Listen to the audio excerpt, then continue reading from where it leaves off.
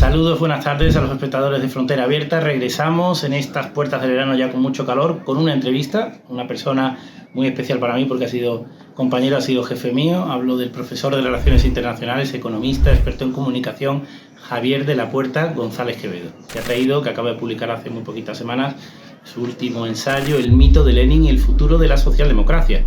Un ensayo provocador, muy actual, muy necesario, porque hace sobre todo, muchas más cosas, pero sobre todo es una defensa de la socialdemocracia, del modelo socialdemócrata, frente a la moda o a la persistencia del mito inaugurado con Lenin, con el padre de la Unión Soviética y hasta nuestros días del comunismo, del socialismo real, que él refuta intelectualmente con una propuesta concreta, pragmática, realista y que es el fruto de 4 o 5 décadas seguro de reflexión y de amor por la política y de defensa, como digo, de la democracia liberal y del capitalismo. Así que vamos a hablar de eso y de muchas otras cosas en la próxima hora, no se lo pierdan.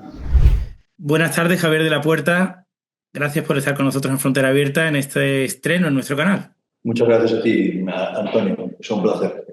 Bueno, vamos a hablar de muchas cosas, sobre todo de tu último libro, El mito de Lenin y el futuro de la socialdemocracia. Y a partir de ahí vamos a tener, sí, una entrevista, un coloquio, un debate entre amigos, más que un debate, una conversación. Y empiezo fuerte, por un tema central del libro y es el mito revolucionario. ¿Por qué Javier, en el siglo XXI, después de tantos fracasos de la izquierda tradicional en sus formulaciones prácticas, en las experiencias en el poder, sigue teniendo tanta fuerza el mito de la revolución? Bueno, yo creo que hay una fascinación con Lenin porque Lenin representa el único intento a corto y medio plazo exitoso de romper con el capitalismo. Entonces es un mito adanista que sacraliza de alguna manera, que tiene fascinación por la gran ruptura histórica y por el convencimiento de que el progreso en la historia, como el propio Marx dijo, la violencia es la partida de la historia, exige algún tipo de ruptura violenta con el pasado. Entonces tenemos la Revolución Francesa y desde la Revolución Francesa, a pesar de que tuvo tremendos horrores por el terror de Robespierre, del bienio del terror en el 92-93, en 1792-93, pues esa ruptura violenta que evidentemente a la postre condujo a un avance democrático en Europa, pues está asociada con la Ilustración y con el gran progreso político de la Ilustración en Europa. Esa postura obvia que se produjo igual progreso de modernidad y de democracia en la Inglaterra que no hizo la revolución. Ya la había hecho muchísimo antes y por lo tanto estaban curados de espanto ante los horrores de la revolución. Inglaterra no hizo ninguna revolución y preservando su monarquía y sus tradiciones hizo una evolución democrática y de modernización, incluso social, que puede perfectamente equipararse a la modernización que tuvo lugar después de la Revolución Francesa. Entonces, yo creo que la izquierda europea, la izquierda continental, preserva ese mito de que es necesaria una ruptura revolucionaria, de que es necesaria y es deseable y hay que caminar hacia ello. Y el gran mito que en el siglo XX presenta esa ruptura como algo posible y realizable y hasta cierto punto, según esa concepción de la historia y de la política exitosa, es Lenin. Luego, además, está asociado a algo que heredamos de Marx, que la izquierda hereda de Marx y que, como luego explicaré, pues Bernstein es el primero que se atreve a criticar. Es que el capitalismo está destinado a una crisis fatal, a una crisis última y que el capitalismo tiene que acabar. Que el capitalismo no puede conducir a ningún tipo de conciliación de intereses sociales, que la lucha de clases entre la burguesía y el proletariado es irreductible y, por lo tanto, el capitalismo, digamos, que es el fin de los tiempos. Y después del capitalismo solo puede venir, según el materialismo histórico, una fase socialista para avanzar a una sociedad sin clase donde la propiedad privada, la competencia, el mercado ya no existen. Ese único intento en Europa y después extendido a todo el mundo de romper con el capitalismo por las malas, o sea, por la violencia, lo representa Lenin. Por tanto, el mito de Lenin conjuga dos cosas. Una heredada de la Revolución Francesa, y es que la ruptura violenta es necesaria en la historia y que es la única que permite un salto cualitativo y positivo hacia adelante, y luego el prejuicio, del que luego, como veremos, nos ha curado toda la evolución de la socialdemocracia europea, de que el capitalismo es el culmen de todos los males y que si queremos acabar con las injusticias sociales, las desigualdades, el consumismo, el materialismo asociado al consumismo, tenemos que acabar con el capitalismo para acceder ahora mismo, ya no se sabe muy bien a qué, porque porque el experimento socialista soviético y el socialismo en todas sus diferentes vertientes ha fracasado, pero sigue habiendo un impulso adanista en la izquierda radical, de la cual la socialdemocracia se había curado, que tenemos que superar el capitalismo. Y una de las cosas que yo mantengo en la última parte del libro, en la primera gran tesis sobre la socialdemocracia, es una reversión de una famosa frase de Sartre. Sartre llegó a decir en los años finales de los 60, principios de los 70, en su libro sobre la dialéctica, que el marxismo es el horizonte irrebasable de nuestro tiempo. Yo revierto esa frase para convencer a la izquierda socialdemócrata, que es la que ha tenido éxito especialmente en Europa, que el capitalismo, el mercado, lógicamente el mercado social, el mercado regulado, el mercado ordenado, es el horizonte irrebasable de la historia, de lo que nosotros podemos concebir en un futuro previsible, mediano y a largo plazo. Y que tenemos que reconciliarnos con el capitalismo como motor de progreso, pero tenemos que ser capaces de regularlo y de dominarlo, como hizo la socialdemocracia, como ha hecho la Unión Europea en sus mejores años, para que sea positivo para las grandes mayorías. Javier, un horizonte irrebasable y permanente, porque forma de alguna manera también el mito de la comunidad, el mito también, creo, los mitos del cristianismo primitivo, forma parte de nuestra cultura occidental de una manera pues casi insuperable, es decir, es más natural el socialismo dentro de, obviamente, unos términos laxos, la familia, el niño, la familia es una estructura socialista, es algo, digamos, que está en la naturaleza humana y va a ser siempre una pugna, digamos, la democracia y el capitalismo frente al comunismo, ¿o crees que es superable políticamente? Bueno, yo creo que por mucho que ha avanzado el capitalismo y que el capitalismo tiene una vertiente disgregadora de las comunidades, de la familia, de las comunidades, sobre todo las comunidades rurales premodernas, pues el capitalismo las disgregó completamente. Pero una cosa es saber que hay que ponerle límites a esa capacidad destructiva, la famosa destrucción creativa de Schumpeter, y de disgregación de las comunidades en las que siempre hemos vivido, sea la familia, sea nuestro barrio, sea nuestra nación, y que tenemos que ponerle límites a eso. Y otra cosa es pensar, como pensaba Marx, que era un pensamiento profundamente reaccionario, que tenemos que volver a un comunismo primitivo, que antes del capitalismo, incluso antes de la civilización, que empezó con la explotación del hombre por el hombre, el esclavismo, después el servilismo medieval y ahora el proletariado esclavizado por el capitalismo, que antes hubo una época dorada de comunidad comunista primitiva, que había una comunidad prístina y ideal y que tenemos que volver a ella, pero sobre una base tecnológica superior, que es lo que él pretende con el comunismo. Yo creo que eso es profundamente reaccionario. Es decir, una de las cosas que tenemos que aprender es que la modernidad es compleja y es contradictoria. Tenemos elementos de competición, tenemos elementos de innovación perturbadora, destructiva o de creación destructiva, como decía Schumpeter, pero es indudable que existe una aspiración humana profunda a mantener elementos de comunidad. Y ahí interviene, por ejemplo, la derecha demócrata cristiana, con toda legitimidad, con un pensamiento social que está muchísimo más enhebrado en torno a la idea de preservar la comunidad, la familia, pero, como digo, al final de la tercera parte del libro, la izquierda moderna socialdemócrata, tiene que reconciliarse con elementos culturales vertebradores que lo han sido siempre, a pesar de que han tenido sus defectos, han tenido sus enormes distorsiones. La familia, la nación, la cultura propia y, en el amplio más, digamos, más histórico mundial, nuestra cultura occidental. Y la izquierda, especialmente la izquierda radical, se ha dedicado de una manera sistemática a la autoflagelación persistente de todo lo que son nuestros mitos fundacionales y nuestra cultura vertebradora. ¿Por qué demonios la izquierda tiene que estar peleada con la familia? Por ejemplo, en España somos una de las sociedades más familiaristas del mundo. Sin embargo, cuando lo elevas a una categoría ideológica, a una discusión sobre las bondades de la familia, pues resulta que la familia no es un elemento reaccionario que nos educa y reproduce todas las desigualdades y todos los prejuicios y las opresiones que hacen posible la explotación capitalista. Bueno, pues no. Pues yo creo que muy poca gente que con sentido común y aparte de luchas ideológicas niegue que la familia es fundamental. Pero tenemos que elevar ese mismo pensamiento a la concepción de la nación. O sea, esa especie de de entera que desde algunos en defender la nación, en defender España como una comunidad de ciudadanía, de derechos políticos iguales, y tratar de presentarla como algo reaccionario que solamente es propio de digamos, de la derecha nacionalista, casi de Franco. Bueno, pues no, tenemos que ser capaces de críticamente preservar el valor cultural no solo de la familia, sino también de la nación, pero de muchas otras tradiciones que tenemos, pero si ya nos elevamos a lo más importante desde una visión geopolítica, tenemos que preservar lo fundamental de la tradición occidental, de la cultura occidental, que hoy día en Europa es los derechos humanos, la democracia representativa liberal y un orden basado en leyes, lo que llamamos Estado de Derecho.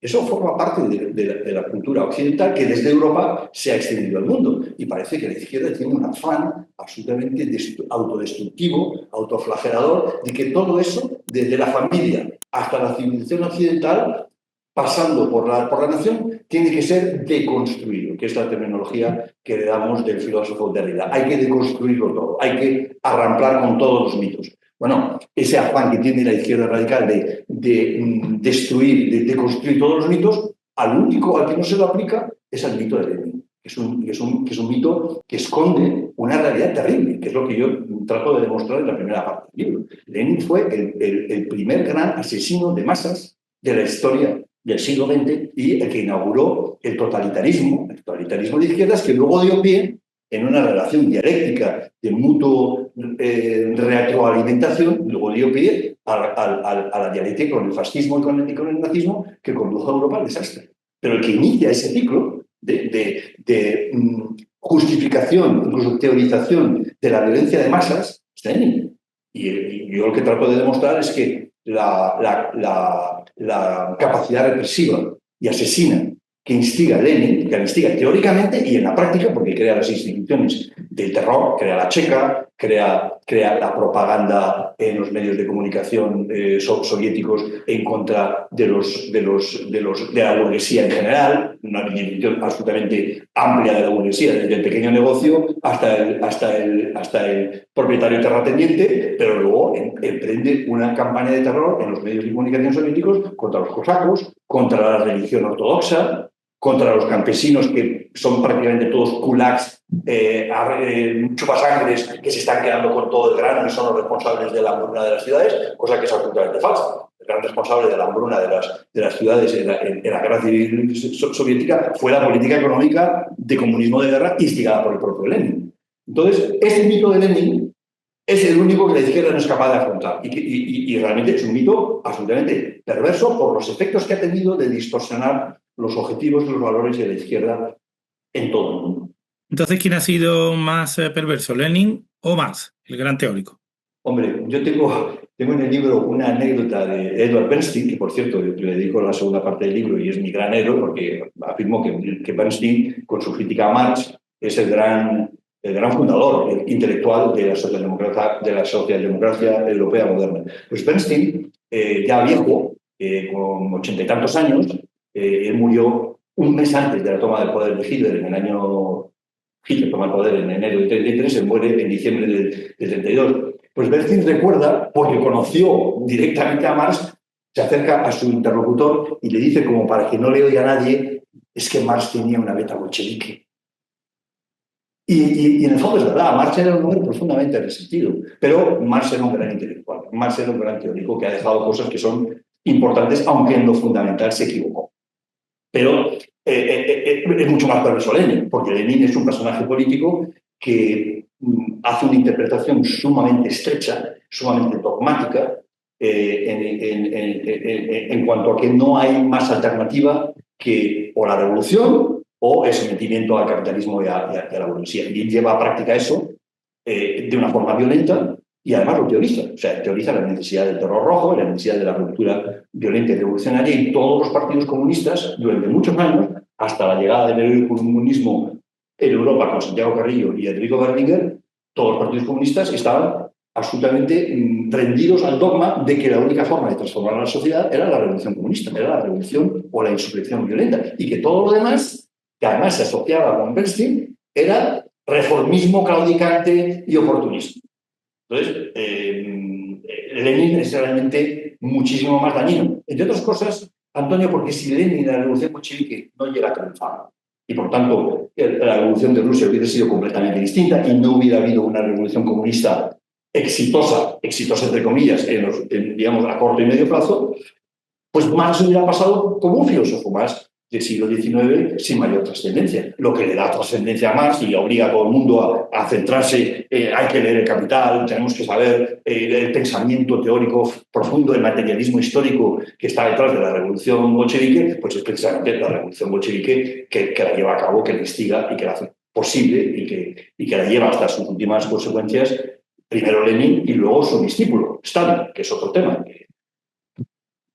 Los radicales actuales que tratan de preservar la figura de Lenin y dicen, no, es que Stalin era completamente distinto. Stalin fue una especie de aberración, de generación del sistema de lo que creó Lenin, ¿no? Y Lenin era el visionario puro, el revolucionario, y Stalin era el malo. Yo le llamo el hombre bueno y el hombre malo. Pero la verdad es que Stalin no hubiera sido posible como figura política en ningún otro sistema y ninguna otra cultura política que la que creó Lenin.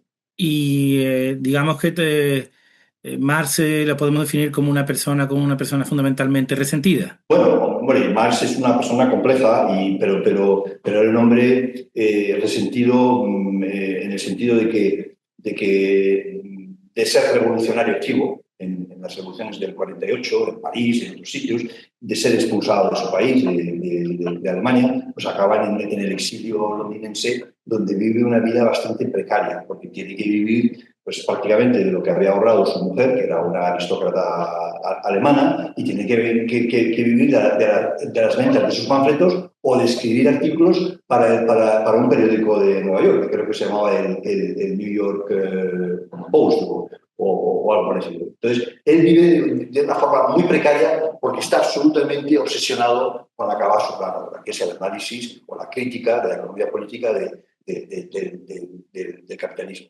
Pero si tú analizas, esto es algo que por cierto ha hecho el gran Antonio Escotado, que en su libro Los Enemigos del comercio. Enemigos del comercio analiza a fondo la figura de Marx y su pensamiento. Y claro, cuando tú tienes acceso a las cartas de Marx, cartas que luego se han escondido o digamos, que se han editado, es que cada dos párrafos, como dice Escotado, Marx lanza un vitriolo, una invectiva brutal y absolutamente ad hominem contra todos sus críticos. Fueran críticos, digamos, de la derecha, de los economistas que él despreciaba, o fueran críticos de la socialdemocracia. O sea, a Vassall, a August Bebel, que era el dirigente de la socialdemocracia alemana, es que los pone a nivel personal cuando él escribe, no ya en un libro, sino cuando escribe a su amigo Engels o cuando escribe a cualquiera de sus interlocutores. La correspondencia de Marx es una cosa que ocupa auténticos tomos y que es extraordinariamente descriptiva del carácter del personaje. Era un personaje, en ese sentido, realmente muy vitriólico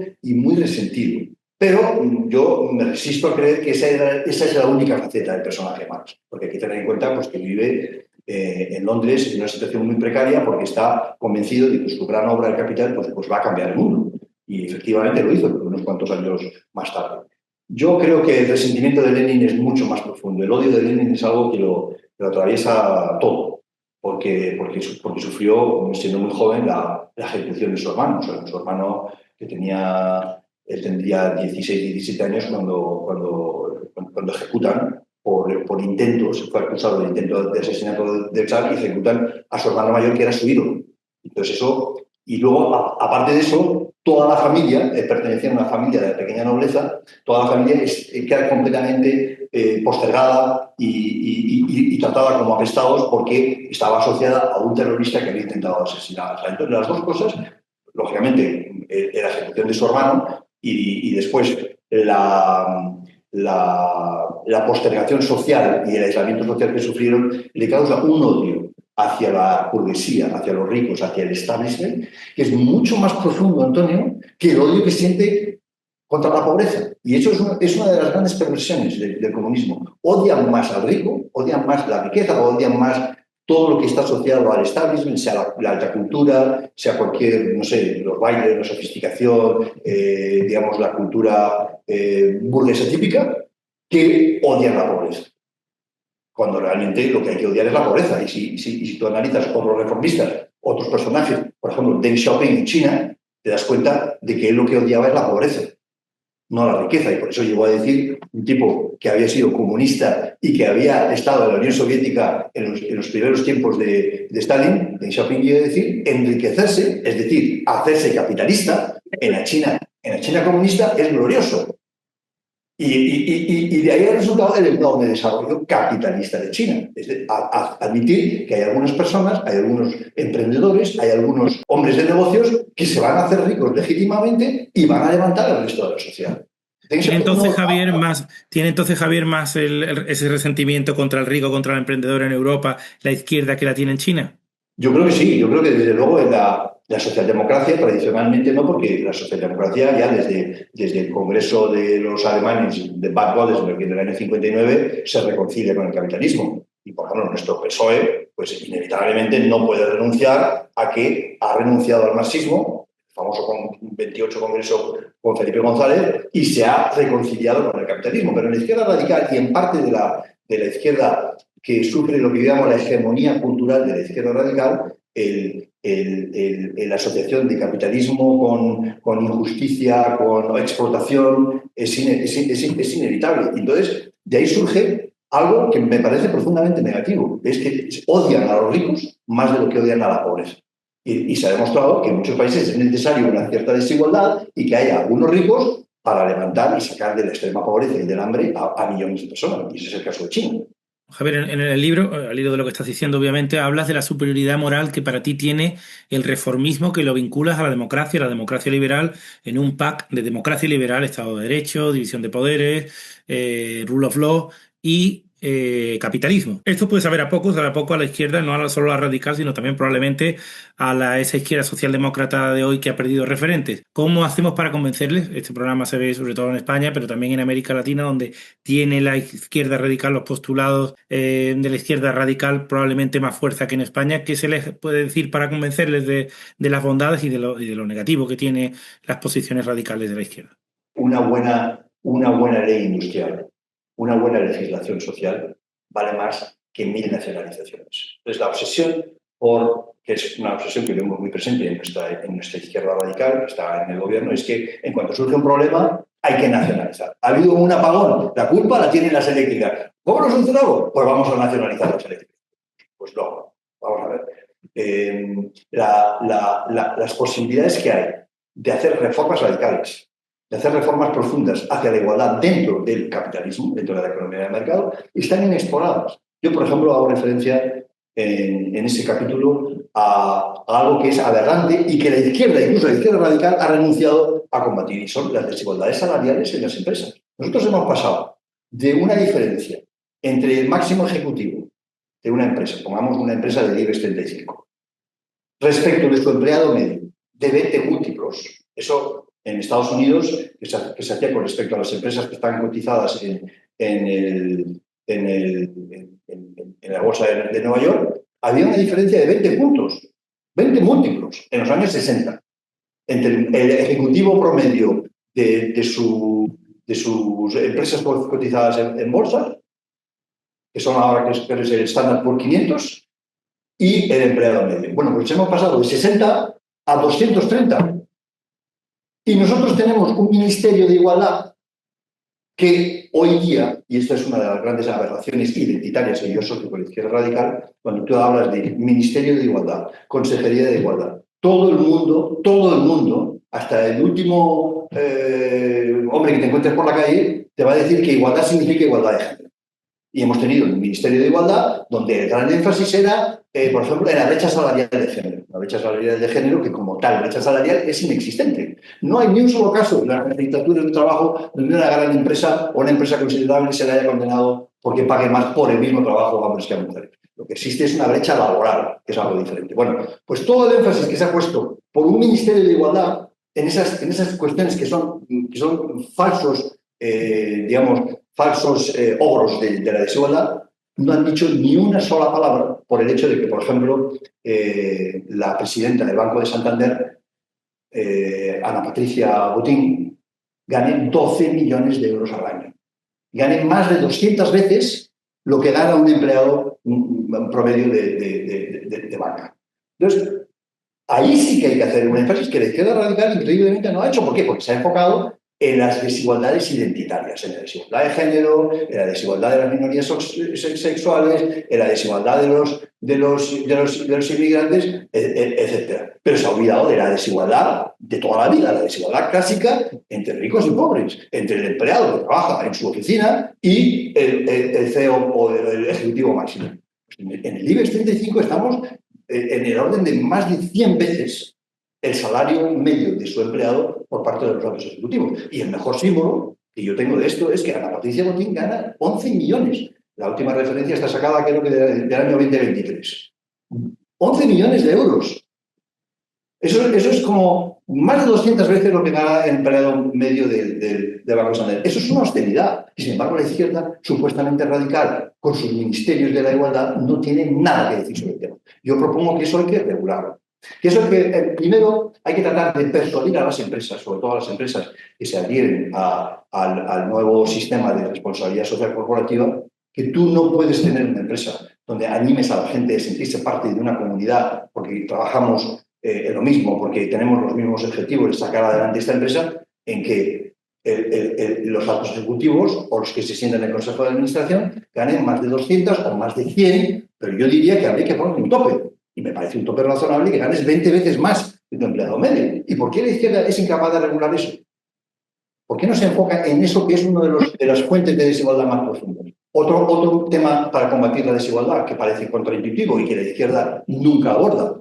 Una de las formas de evitar la desigualdad es evitar los monopolios y los oligopolios. Hay que mantener una exigencia en la competencia en los mercados, algo que a nivel europeo se hace muy bien. La señora Vestager, la antigua comisaria de competencia, ha sido el auténtico oro de los monopolios tecnológicos de Estados Unidos, porque insistía en que Europa tiene que haber competencia y tenemos las leyes de competencia más avanzadas.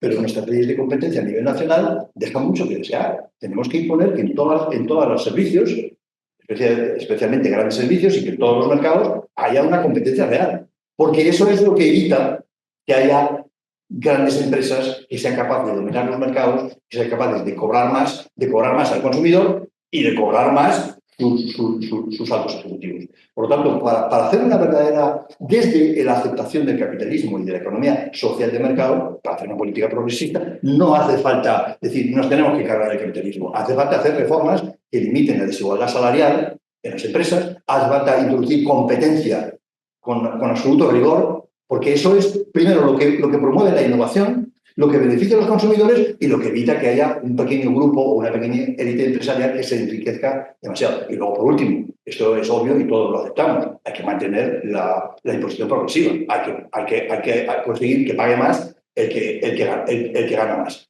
Y para eso lo que necesitamos es más transparencia, más recursos a Hacienda y más cooperación internacional para mantener unos mínimos de, por ejemplo, impuestos a las sociedades, cosa que habíamos aproximado, que se había avanzado mucho bajo Biden, pero que ahora, obviamente, con Trump ha saltado por los aires. No hace falta ser un revolucionario y tener que acabar con el capitalismo para hacer políticas hacia la igualdad progresivas dentro de los parámetros de la economía de mercado. Y eso es lo realista. Y eso es perfectamente conseguible. Lo demás es un sueño utópico que no conduce a nada y que te evita centrarte en lo que es posible.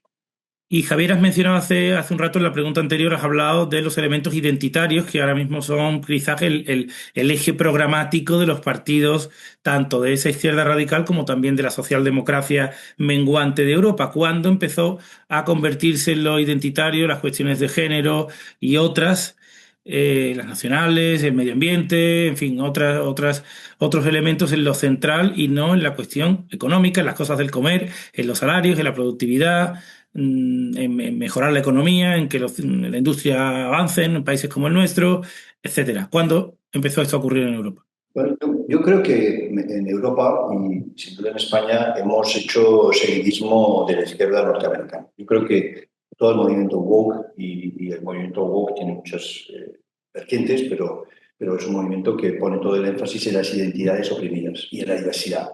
Y el movimiento woke en Estados Unidos ha tenido una influencia colosal. O sea, nosotros en Europa, en España, sí que hemos tenido una influencia de los temas identitarios, pero hay que tener en cuenta que en Estados Unidos el tema identitario central es la raza.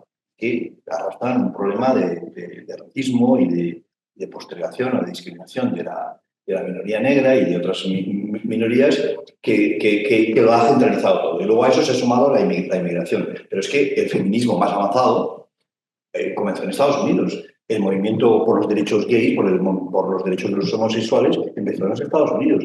Y eso ha llegado a un punto en Estados Unidos en que realmente han logrado lo que Gramsci consideraba la hegemonía en la sociedad civil, en las universidades, en el mundo académico, en los medios de comunicación, en la educación básica, pero increíblemente también en las empresas, en las grandes empresas, en los bancos. Todo este movimiento identitario woke y por la diversidad ha alcanzado unos niveles extraordinarios, hasta el punto que lo han convertido incluso en un mecanismo de inversión. El famoso DEI es Diversity, Equity and Inclusion. Está en todas partes. O sea, está desde Harvard hasta Morgan Stanley, los grandes bancos, las grandes empresas.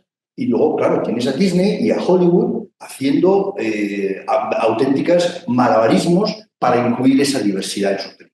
Entonces ya es que no puede haber una película donde no haya un afroamericano, donde no haya una mujer, donde no haya un gay, y llegamos a cosas absolutamente increíbles como Disney haciendo películas para niños donde los animales humanizados son de sexo no binario. O sea, hay que decirlo, que tiene cojones, ¿no? Que a los niños en las películas de Disney ya tienes animales donde tienes animales, por supuesto, gays, no tiene ninguna importancia, pero que ya introduzcamos conceptos como el sexo no binario en películas para niños, en personajes de Disney, te refleja el grado de hegemonía que ha alcanzado la izquierda radical, porque es la izquierda radical la que paradójicamente, como se ve impotente por revertir lo que había sido siempre su objetivo principal, que es acabar con el capitalismo, hacer la revolución y hacer, digamos, un nuevo sistema socioeconómico, como sabe que no puede y que no tiene fuerza política para lograr eso, pues ha copado lo que decía Gramsci que había copado para alcanzar la hegemonía. Las instituciones de la sociedad civil, la educación, las universidades,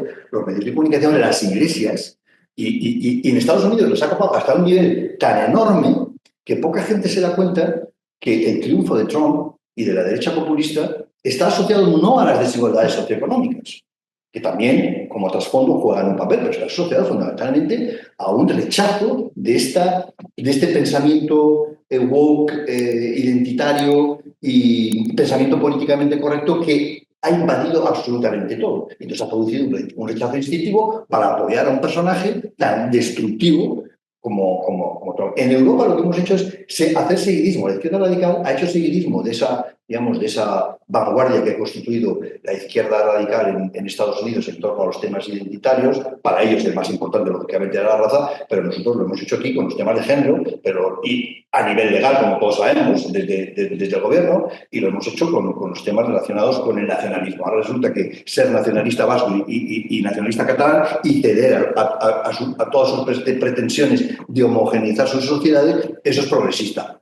Pero defender la nación española, que es la de todos, y que además es plural, y muchísimo más plural en todos los sentidos, el lingüístico, el cultural, el ideológico, de lo que está tratando de ser la nación vasca o la nación catalana construida por los nacionalistas, pues resulta que defender esa nación plural española, eso es reaccionario. Pero hacer seguidismo de los nacionalismos excluyentes y homogeneizadores, eso es súper progresista.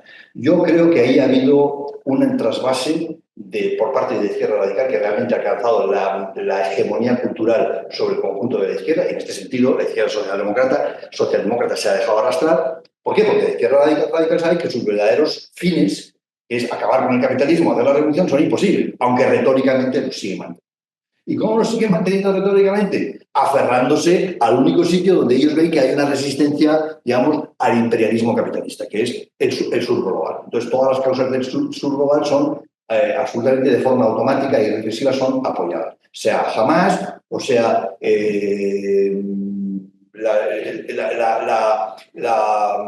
la asunción por parte de personajes como Lula de los puntos de vista de Putin, por ejemplo. Le acabamos de ver el 9 de mayo en la Plaza Roja con Putin y con Xi Jinping a Lula, digamos, haciendo muestra de su adherencia a esa supuesta izquierda del sur global, lo cual a mí me parece realmente aberrante. Pero es este sur global el que permite a la izquierda radical decir: nosotros somos los adalides de la respuesta al imperialismo y a Occidente, porque una de las cosas que hay detrás de este impulso identitario de la izquierda radical es un antioccidentalismo primario. O sea, todo lo que es nuestra cultura, todo lo que es Occidente, todo lo que es Europa, Estados Unidos, por supuesto, no hablemos de la OTAN, todo eso tiene que ser destruido. Pero eso se lleva al terreno de la cultura, donde tenemos que destruir todos los mitos de la cultura española o de la cultura occidental, sea Thomas Jefferson y la Declaración de Independencia, sea Aristóteles, que por supuesto hay que borrarlo porque defendía la esclavitud, o sea en España, pues la batalla de Don Pelayo y la batalla de Covadonga, que ahora nos dicen que no existieron.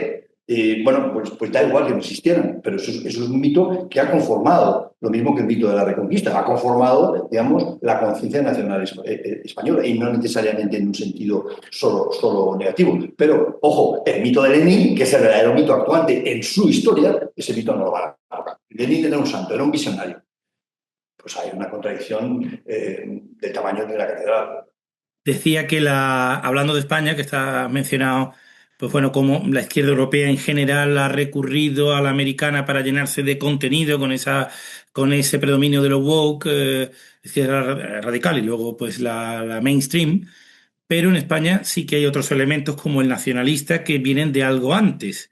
Vienen por un lado de una reacción probablemente a la dictadura de Franco, y sin probablemente, tú que has sido un hombre militante de la izquierda española y que has conocido la transición en los años posteriores y que has estado muy de cerca y trabajando para el partido fundacional, el partido alfa o el partido beta de la democracia española, el Partido Socialista Obrero Español, ha habido un momento antes que digamos, como digo, este recurrir a lo woke, la izquierda en España, quizás te quiero preguntar, ¿fue la reacción a la dictadura o fue en el momento en el que la socialdemocracia dejó de ser mayoritaria, cuando el PSOE tuvo que empezar a mirar al Parlamento, al nacionalismo vasco y catalán? ¿Ha sido era una alianza inevitable, como ahora vemos de lleno en los gobiernos de Sánchez, o ha sido una pura necesidad? Y si el PSOE hoy tuviera los números que tuvo Felipe González, no estaríamos hablando de un socialismo amigo del nacionalismo. No sé qué te parece, tú que has vivido la deriva del PSOE en los últimos años.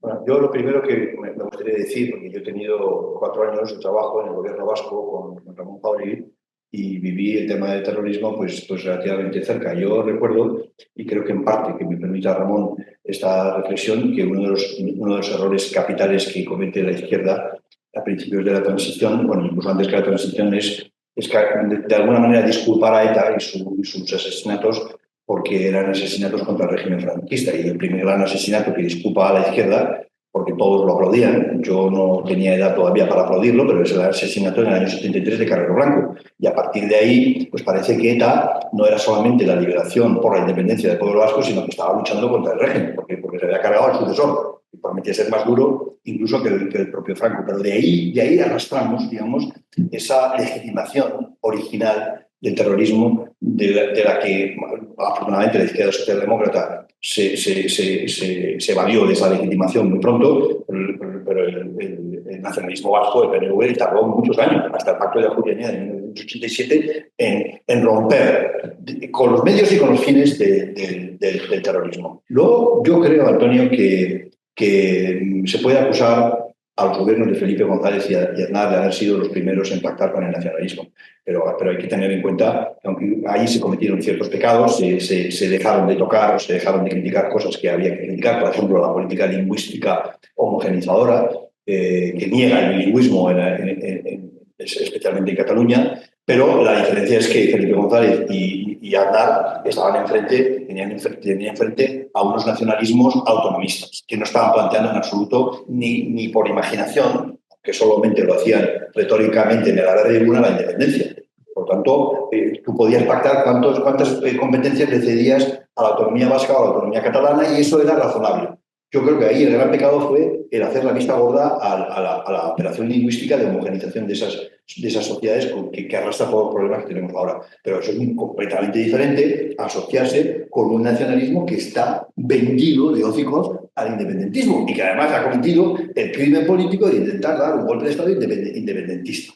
Y ahora resulta, como muy decía Federico González, ahora resulta que parece que les tenemos que pedir perdón a ellos. No es que no solamente que les hayamos concedido un perdón, sino que con la amnistía lo que parece es que los que tenían razón eran ellos y el que se equivocó fue el Estado español. Y algunos dicen, no, la equivocación del Estado español con Cataluña comenzó cuando el Tribunal Constitucional echó abajo el estatuto que había pactado Zapatero con Artur Mas. Bueno, lo cierto es que todos sabemos que la gira, el viraje independentista de Artur Mas llega cuando su gobierno de convergencia se ve completamente acosado por la corrupción y por la crisis de la crisis del euro, que fue una crisis muy profunda en España, que provocó una auténtica ira popular contra los gobiernos que estaban haciendo recortes, incluido el suyo.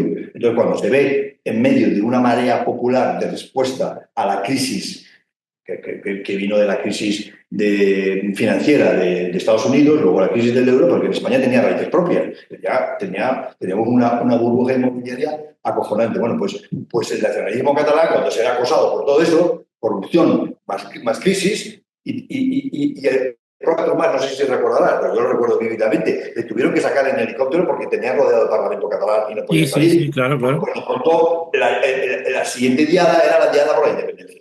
Y España Luego ya fue a pedirle a Rajoy el pacto fiscal que en la transición Convergencia nunca quiso y de buenas a primeras se lo plantea casi como un todo o nada. Rajoy le dice que no y ya plantea la independencia. Y a partir de ahí empieza el proceso independentista. Y ese giro de convergencia lleva a la locura que tuvo lugar en 2017 de intentar un golpe para declarar ilegalmente la independencia. Entonces, asociarse con ellos y convertirlos en socios que te sostienen parlamentariamente, dejando de lado a la mitad de España, me parece una aberración. Eso no es política progresista. Eso es gobernar sometido a unas minorías, que además son unas minorías que no tienen ninguna lealtad ni con las instituciones, ni con el Estado, ni con la misma democracia. Y estoy hablando tanto de Otegi como de Esquerra Republicana y el exiliado de Waterloo. Y claro, hacer depender toda la aprobación de tus leyes y de tu programa legislativo por una minoría de esa categoría no tiene nada que ver con lo que hicieron Aznar y Federico González, que estaban pactando con un nacionalismo autonomista que era constructivo y que, sobre todo en el caso de Convergencia y No, pues trataba de contribuir a la gobernabilidad de España. Me parece que no tiene nada que ver y que lo que estamos viendo ahora, aunque no lo menciono en el libro, porque en el libro trato de hablar de la socialdemocracia a un nivel más global, pero ya que me lo has preguntado, pues no me voy a escabulir. O sea, me parece vergonzoso. Eso no es socialdemocracia, eso es gobernar para una minoría y someter a las instituciones al chantaje de una minoría. Y eso, la socialdemocracia en España, después de Sánchez, después del periodo de Sánchez, lo va a pagar carísimo.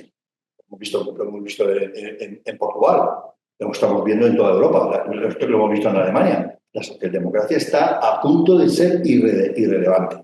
No ha cometido, digamos, los pecados contra el Estado de Derecho y digamos, de corruptelas que ahora asedian nuestra socialdemocracia, pero ha cometido el pecado de gobernar para una minoría, no para las grandes mayorías. Me refiero a una minoría educada, a la minoría de la inteligencia académica, periodística, de un mundo que es progre, que es el que vota a la socialdemocracia, dejando de lado pues, a la clase trabajadora, que obviamente ante ese abandono y ante la identificación de la socialdemocracia con causas identitarias que le parecen inentendibles, ininteligibles, pues acaba votando a la extrema derecha.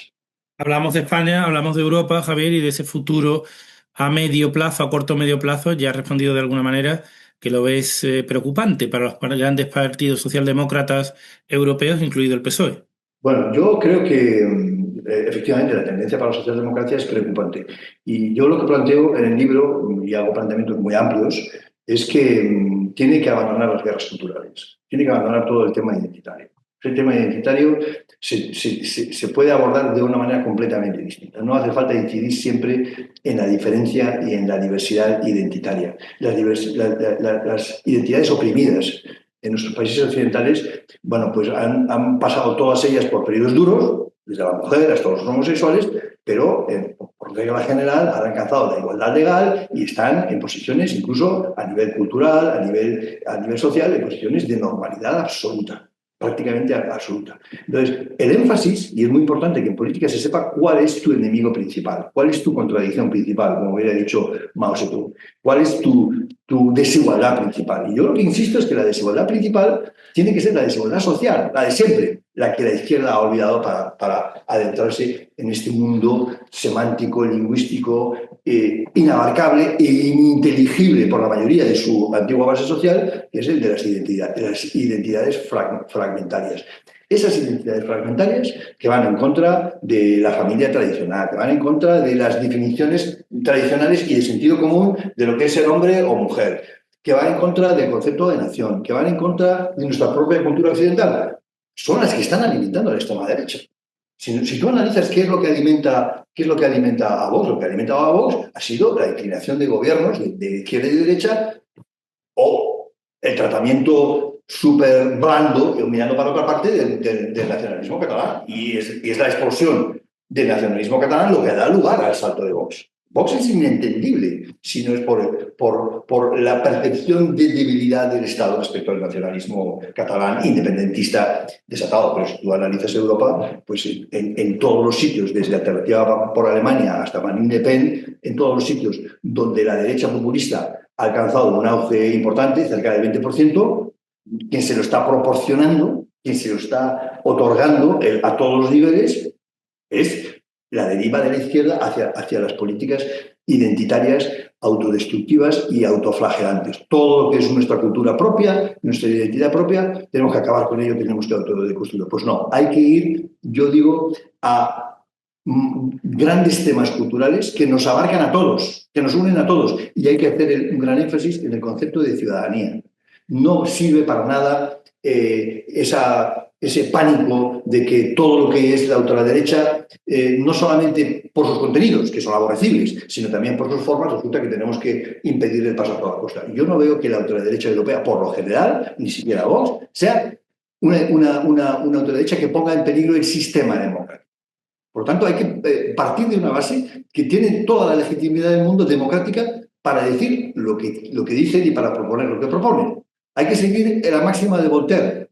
Daría mi vida, aunque aborrezco tus ideas, pero daría mi vida porque las puedas presentar y porque las puedas defender. Tenemos que aceptar que los señores que votan a Vox, o los señores que votan a Marine Le Pen, o los que votan a Alternativa por Alemania es cierto que tiene algunos componentes neonazis bastante detestables, impresentables, pero no son en todo. Tenemos que partir de la base de que no hay que meterles en un rincón y decir, vosotros es que habéis perdido el derecho a ser ciudadanos en igualdad de condiciones para aspirar a una mayoría política y a gobernar y a presentar las elecciones. En ese sentido, la experiencia de Meloni en Italia me parece absolutamente ilustrativa. Ha llegado al gobierno, la ultraderechista, y ahora es más popular que antes. Y está gobernando de una manera bastante pragmática, con sus postulados, que puede estar de acuerdo con ellos o no, pero no ha socavado la democracia en Italia, ni ha socavado el papel de Italia en la Unión Europea. Al contrario, lo ha reforzado. Por lo tanto, ahí tenemos un ejemplo de una ultraderecha que parecía que se iba a caer del mundo, que se iban a hundir y resquebrajar todas las piedras de los teatros romanos de Roma, porque la señora Meloni, que una vez dijo que Mussolini era un gran tipo, con 19 años, pues porque llegaba al poder, pues mira, no ha pasado nada. Tenemos que atacar a la izquierda, a la derecha populista, la ultraderecha populista, con las ideas, no con la exclusión identitaria, no con tratar de excluirlos del foro democrático. Son ciudadanos y tenemos que respetarlos como ciudadanos. Y ya solamente con decir eso, cambias todo el discurso. Eso no quiere decir cooptar sus políticas contra la inmigración, sus políticas homófobas o lo que sea. Contra esas hay que ser totalmente intransigentes. Lo que no podemos hacer es excluir al 20% de la población, como ocurre en Francia o en Alemania, que votan a la ultraderecha.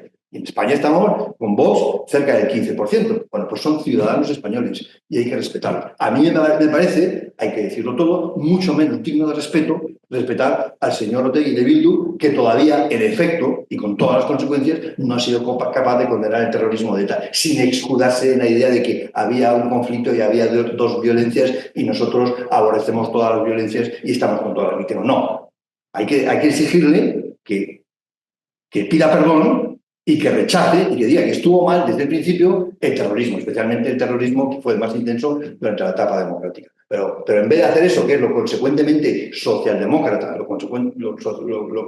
realmente consecuentemente democrático, estamos un poco menos que tildando de fascista al señor Santiago Abascal. Pues no, el señor Santiago Abascal será un ultraderechista y aborrezco la mayoría de las cosas que dice, pero no es un fascista ni amenaza a la democracia. Hay que partir de ahí. Y por lo tanto eso significa aceptar que ese señor y sus votantes son ciudadanos españoles.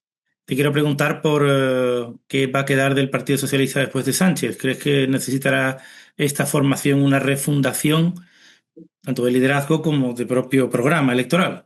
Al hilo de lo que dices.